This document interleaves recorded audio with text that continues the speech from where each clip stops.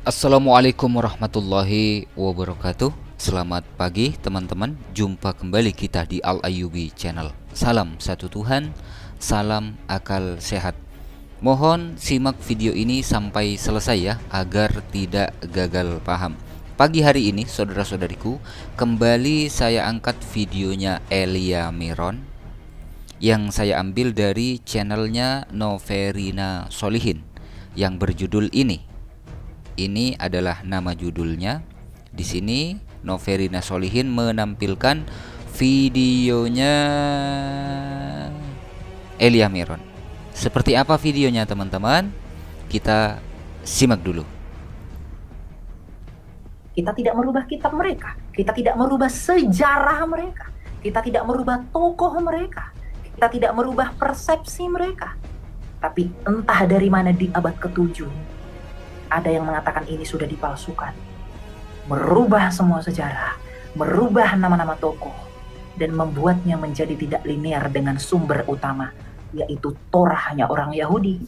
Maka Entah kenapa tiba-tiba di abad ke-7 ada yang mengatakan bahwa ini sudah dipalsukan. Itu yang dikatakan oleh Elia Miron. Kita sebagai seorang muslim ya, tentunya tak perlu banyak bicaralah tentang polemik kitab suci mereka. Kisanak Elia Miron ini mungkin harus lebih banyak menyimak, harus lebih banyak jujur, harus lebih banyak belajar.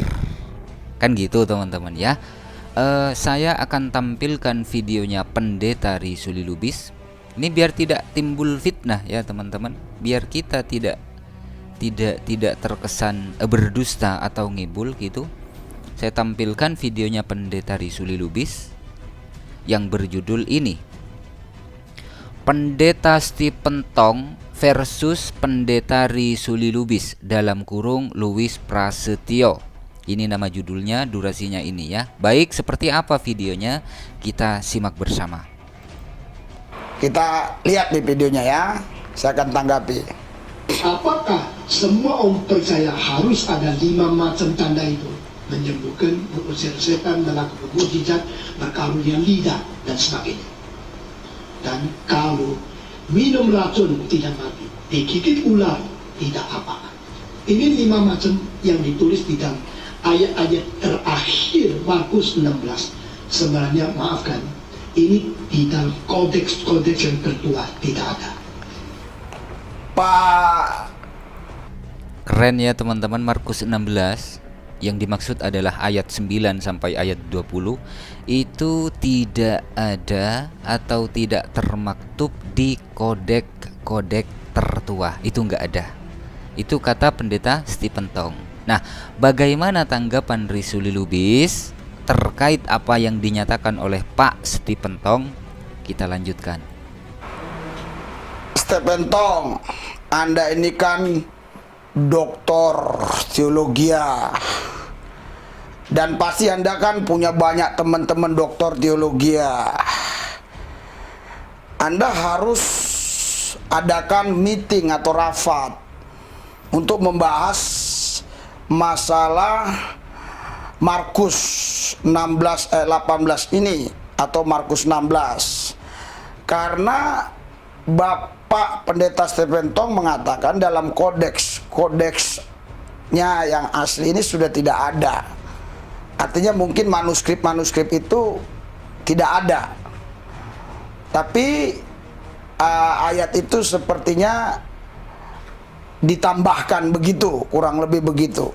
Kalau itu memang ayat tambahan supaya tidak jadi problem, ya, tidak jadi masalah baik bagi orang Kristen maupun non-Kristen, itu harusnya Bapak Stephen Tong dengan rekan-rekan yang hebat, yang sangat luar biasa dalam ilmu teologianya pergi ke Lembaga Alkitab Indonesia, dan di situ Bapak harus mengusulkan supaya ayat-ayat yang di Markus 16 itu dibuang. Ini usulan Pendeta Risuli Lubis kepada Pendeta Stephen Tong.